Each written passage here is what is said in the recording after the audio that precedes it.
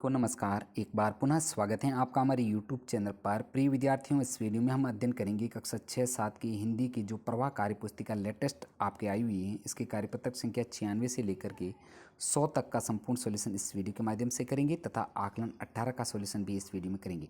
प्यारे विद्यार्थियों, आपसे रिक्वेस्ट है वीडियो को लाइक तथा शेयर कीजिएगा। तो देखते हैं सबसे पहले कार्यपत्रक 96 का सॉल्यूशन। यहाँ पर निम्नलिखित गद्यांश को पढ़ करके तार्किक समझ को विकसित कर पाना।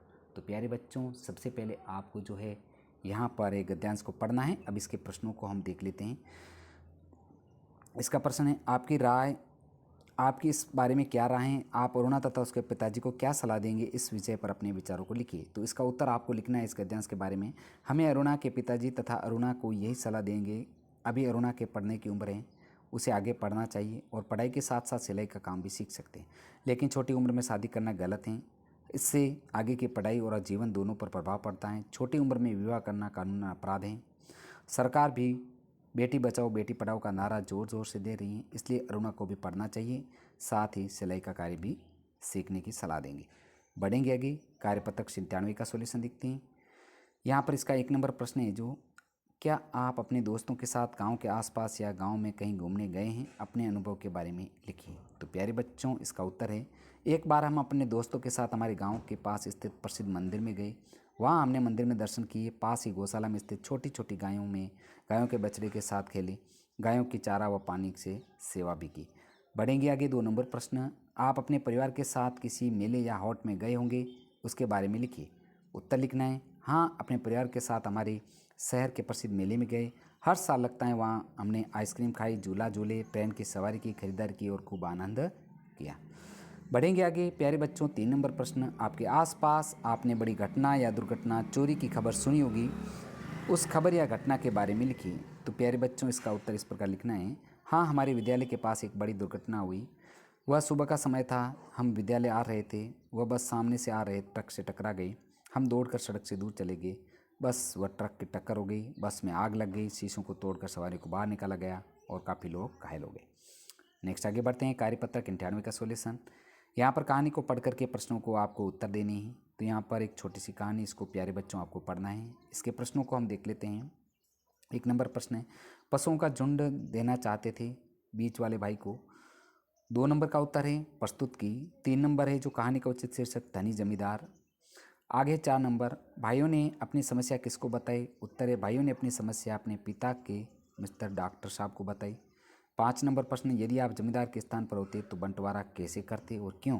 उत्तर लिखना है, यदि हम जमींदार के स्थान पर होते तो बेटों को जमीन जानवर आदि को बराबर 3 हिस्सों में बंटवारा कर देते।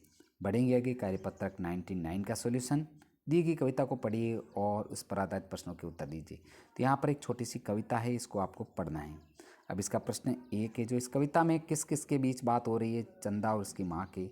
चांद क्या सिलवाना चाहता है? झिंगोला। 3 नंबर प्रश्न, माँ को चंदा के कपड़े सिलवाने में डर क्यों लगता है? क्योंकि चंदा कभी छोटा हो जाता और कभी बड़ा हो जाता, इसलिए माँ को डर लग रहा था। 4 नंबर प्रश्न, इस कविता में चंदा और उसकी माँ के बीच बातचीत हो रही है, इस बातचीत को अपने शब्दों में लिखिए। उत्तर लिखना है प्यारे बच्चों, एक दिन चांद ने हट पकड़ ली और माँ से बोला, हे माँ, मुझे रात में ठंड लगती है, एक झिंगोला उनका सिलवा दो। मैं रात में ठिठुरता हूँ। माँ ने कहा, तो ठीक है, मैं डरती हूँ क्योंकि कभी तुम चौड़ा मोटा हो जाते हो और कभी छोटा और कभी बड़ा हो जाते हो। इस प्रकार प्यारे बच्चों आपको इसको पूर्ण करेंगे। बढ़ेंगे कार्यपत्रक 100 की ओर। 100 नंबर लास्ट कार्यपत्रक हैं प्यारे बच्चों। दिए गए गद्यांश को पढ़ करके समझते हुए प्रश्नों के प्रश्न बनाकर लिखिए। तो इस प्यारे बच्चों, इस गद्यांश को अच्छे से पढ़ना है। अब इसका जो है देखते हैं 1 नंबर प्रश्न, ऊपर गद्यांश में गिल्लू शब्द किसके लिए प्रयुक्त हुआ है? इस प्रकार आप भी प्रश्न बनाइए। तो इस प्रकार जो गद्यांश से जो प्रश्न बनेंगे, गिलहरियों के झुंड का नेता कौन था? यहाँ पर प्रश्नवाचक चिन्ह लगाना है। लेखिका के साथ थाली में खाना कौन खाता था? लेखिका ने गिल्लू को कहाँ बैठना सिखाया? गिल्लू की प्रिय खाद्य वस्तु क्या थी? इस प्रकार प्यारे बच्चों आपको 4 प्रश्न बनाने हैं। नेक्स्ट है 6 नंबर प्रश्न का आंसर काजू।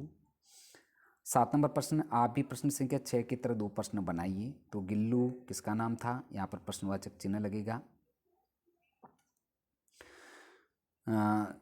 उत्तर है गिलहरी का। नेक्स्ट है आगे, गिलहरियों के झुंड का नेता कौन था? उत्तर होगा गिल्लू। तो इस प्रकार प्यारे बच्चों प्रश्न बना करके उत्तर करेंगे। बढ़ेंगे आगे, आकलन 18 का सॉल्यूशन देखते हैं। निम्नलिखित गद्यांश को ध्यानपूर्वक पढ़कर प्रश्नों के उत्तर दीजिए। तो यहाँ पर एक छोटा सा गद्यांश है प्यारे बच्चों, इस गद्यांश को आपको पढ़ना है। इसके प्रश्नों के उत्तरों को हम देखते हैं। किसान कुआं खोदना चाहता था फसल की सिंचाई हेतु, पानी निकल आया 25-30 फीट पर जगह खोदने पर। किसान कब निराश हुआ? जब किसान द्वारा 6-7 फीट अलग अलग जगह खोदने पर कुछ हाथ न लगा। 4 नंबर प्रश्न का उत्तर है अलग अलग जगह 6-7 फीट खोदने पर पानी नहीं मिला, क्यों? क्योंकि जहाँ पानी का स्तर था वहाँ खुदाई नहीं की, बार बार नए गड्ढे खोदे जा रहे थे। 5 नंबर प्रश्न हमें सफलता कब प्राप्त होती है? जब हम धैर्यपूर्वक लक्ष्य को प्राप्त करने हेतु निरंतर प्रयास करते हैं तब सफलता प्राप्त होती है। प्रश्न 6 क्या परिवार में बुजुर्ग व्यक्तियों से सलाह लेना लाभदायक है, क्यों? उत्तर लिखना है हाँ, क्योंकि बुजुर्ग व्यक्ति के पास अनुभव व जानकारी होती है, उनकी सलाह से सफलता शीघ्र मिलती है। 7 नंबर प्रश्न इस गद्यांश से आपको क्या सीख मिलती है? हमें कभी भी किसी भी कार्य को धैर्यपूर्वक लक्ष्य के प्रति निरंतर होकर करना चाहिए। प्यारे बच्चों, इस वीडियो के माध्यम से हमने आकलन 18 तथा कार्यपत्रक संख्या जो 96 से लेकर के 100 तक का संपूर्ण सॉल्यूशन इस वीडियो में किया है। प्यारे बच्चों, आपसे पुनः रिक्वेस्ट करते हैं कि वीडियो को लाइक तथा शेयर जरूर कीजिएगा। और साथियों, अगर आपको कक्षा 6-7 की हिंदी जो प्रवाह कार्य पुस्तिका के संपूर्ण वीडियो का सॉल्यूशन चाहिए तो मेरे चैनल की प्लेलिस्ट बनी हुई, वहां पर जाकर के इसका अध्यापन एक साथ भी कर सकते हैं। प्यारे बच्चों, आज का वीडियो इतना ही। मिलते हैं अगले कार्यपत्रकों के साथ में, अगले विषयों के। साथियों, वीडियो देखने के लिए आपका पुनः धन्यवाद।